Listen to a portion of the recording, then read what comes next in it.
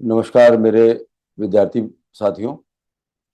हमने अपने पिछले वीडियो में आपसे जो चर्चा की थी उसमें आपको मैंने ये बताने की कोशिश की थी कि जो यूपीएससी की तैयारी कर रहे हैं बच्चे, उनको कैसे अपना मोटिवेशन बनाए रखना है और कैसे अपने अपनी जो मेंटल स्ट्रेंथ है वो इतनी स्ट्रांग कर लेनी है, उसी प्रोपोर्शन में करनी है जितने बड़े पद के लिए वो लोग एस्पायर कर रहे हैं। जितने बड़े पद की हम अभिलाषा कर रहे हैं उतने ही हमको अपने मेंटल स्ट्रेंथ बढ़ानी पड़ेगी और उसी के ही अपने आप को काबिल बनाना पड़ेगा कि कैसे हम जनरल स्टडीज के बारे में चर्चा की थी हमने कि कैसे उसकी तैयारी शुरू की जाए, न्यूज़पेपर कैसे पढ़ा जाए और उसको लंबे समय तक हम कैसे रिटेन रख सकते हैं। हमको कितने रिवीजन करने पड़ेंगे जिससे कि हम उस पर्टिकुलर इवेंट को कभी भूलें ही ना, उस पर्टिकुलर डेट को हम कभी भूलें ही ना, चाहे कितनी भी क्रोनोलॉजी में डेट्स हो हम उनको भूलें ही ना। और कैसे धीमे धीमे ग्रेजुअली हमको उनको अपने याद रखना है, सबकॉन्शियस माइंड को कैसे उसको धीरे धीरे हमको याद कराना है। तो आज थोड़ी सी चर्चा इस बात की कर ली जाए कि ऑप्शनल कैसे चूज करना है। देखिए, सिविल सर्विसेज में आपको रट के आंसर करने का मौका नहीं मिलेगा। वहां पर आपको आंसर अपने मन से लिखना पड़ेगा। जो कुछ आपने अपनी प्रिपरेशन के दौरान अपने ऑप्शनल सब्जेक्ट को समझा है उसको आप कितनी अच्छी तरह से प्रेजेंट करते हैं, कितने अच्छी तरह से आप आंसर को लिखते हैं और कैसे उसकी शुरुआत करते हैं, कैसे उसको बाद में करते हैं। अब ये सारी चीजें जो हैं वो कहीं से सीखी नहीं जा सकती। ये आपको ऑटोमेटिकली आ जाएगा, आपको ऑटोमेटिकली आपका ब्रेन इस बात को दे देगा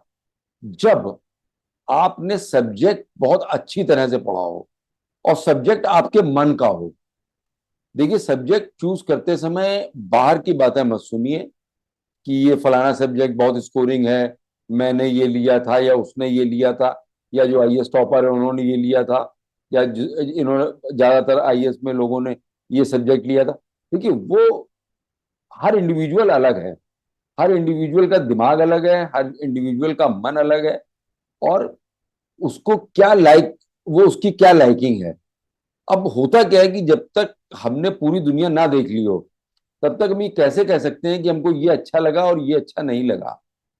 तो देखिए, अभी तक आपने जितने भी सब्जेक्ट पढ़े हैं, मान लीजिए आप साइंस स्टूडेंट रहे हैं, आपने साइंस के सब्जेक्ट पढ़े हैं, अगर आपको ये लगता है कि आप ग्रेजुएशन लेवल का जो सिलेबस है वो आप उन उसमें से एक कोई सब्जेक्ट आपको बहुत अच्छा लगा था, उसको महारत हासिल कर सकते हैं, तो आप वो ले लीजिए। अब या फिर आपको वो सब्जेक्ट अच्छा नहीं लगा तो आप कैसे चूज करें। तो पहले मान लीजिए हम 1 मिनट के लिए उस पर चर्चा करते हैं जो आपने अभी तक ग्रेजुएशन में सब्जेक्ट पढ़े हैं। जो आपने ग्रेजुएशन में अब तक सब्जेक्ट पढ़े हैं उनको आपने कितने दिन पहले पढ़ा था, उन सारे सब्जेक्ट्स के आप क्वेश्चंस लगाकर देखिए, आंसर लिख के देखिए। अगर आपको जिस सब्जेक्ट में सबसे ज्यादा याद रहा हो एक बीच में गैप के बाद, तो देखिए हमारा मनोविज्ञान जो है वो यही कहता है कि हमको जो चीज अच्छी लगी थी वही लंबे समय तक याद रहती है। तो उन सब्जेक्ट्स में आप चूज कर सकते हैं कि आपको बाद तक ज्यादा क्या याद रहा। अब अगर आपको उन सब्जेक्ट्स में बाद तक ज्यादा याद नहीं रहा है या वो आपको डिफिकल्ट लगता है और आप कोई और सब्जेक्ट लेना चाहते हो, तो जो अब आप उन सब्जेक्ट्स को छोड़ के और सब्जेक्ट आप अगर चूज करना चाहते हो तो उसमें काइंडली सुन के किसी और के सजेशन पे कोई ऑप्शनल मत चूज करिए, कोई सब्जेक्ट मत चूज करिए। आप उसके लिए एनसीईआरटी की बुक्स ले आए या ग्रेजुएशन लेवल की बुक्स ले आए और उन बुक्स को पढ़कर देखिए। मान लीजिए आप सोशोलॉजी लेना चाहते हैं, हिस्ट्री लेना चाहते हैं, साइकोलॉजी लेना चाहते हैं, एंथ्रोपोलॉजी लेना चाहते हैं या कोई सब्जेक्ट भी आप लेना चाहते हो, तो आप उनकी ग्रेजुएशन लेवल की बुक्स ले आइए, उनको पढ़िए, उनके 10-10 12-12 चैप्टर पढ़िए और उसके बाद ये देखिए कि आपको सबसे किसको पढ़ने में आपको बहुत मजा आया, किसको आप सोसाइटी में ज्यादा अप्लाई कर पा रहे हो, किसको आप कोरिलेट कर पा रहे हो आसानी से, कहाँ किनकी थ्योरीज आपको बहुत अच्छी, जो भी उनमें थ्योरीज दी हुई हैं, जिन भी साइंटिस्ट सोशल साइंटिस्ट की आपको थ्योरीज दी गई हैं, वो आपको बड़ी आसानी से समझ में आ गई, और उनको आप अपने वर्ड्स में लिख सकते हो। किसको आपको सोशियोलॉजी में बहुत अच्छी अगर लग रहा हो तो सोशियोलॉजी आप करिए, हिस्ट्री आपको आसान लग रही हो, आप लंबे समय तक याद रहे तो डेट से मत जाइए हिस्ट्री में अभी। डेट्स आप जब मेरा पिछले वीडियो के अकॉर्डिंगली आप जब रिवीजन करेंगे, उनको 15 20 25 रिवीजन देंगे, तो वो डेट्स भी आपको सब आत्मसात साथ हो जाएंगी, वो सब आपके न्यूरॉन्स में आ जाएंगी, कोई दिक्कत वाली बात नहीं। अब जो कॉन्सेप्ट है उसमें, जो जिस तरह के क्वेश्चन पेपर आते हैं, उनको एक बार देख लीजिए और फिर उनको ऑप्ट करके देखिए, क्वेश्चन के आंसर लिख के देखिए। अगर आप धारा प्रभाव लिखते चले जा रहे हैं तो वही सब्जेक्ट आपके मन का है और आप उसी सब्जेक्ट को लीजिए। देखिए, स्कोरिंग कोई सब्जेक्ट ऐसा आप ब्रांड नहीं कर सकते हैं कि ये बहुत स्कोरिंग का सब्जेक्ट है। स्कोर जो भी एग्जामिनर आपकी कॉपी एग्जामिन करेगा, वो आपने कितने मन से लिखा लिखा है, आंसर आपने कितनी समझ के साथ लिखा है, उस पर आपको मार्क्स मिलेंगे, चाहे सब्जेक्ट कोई भी हो। तो सब्जेक्ट ऑप्ट करने से पहले, एक बहुत पुरानी कहावत है कि अगर आपको पेड़ काटना है तो आप कुछ समय कुल्हाड़ी में धार देने में लगा दीजिए, तो बाद में पेड़ जल्दी कट जाएगा। और अगर आपने जल्दबाजी की और उसी मुथरी कुल्हाड़ी से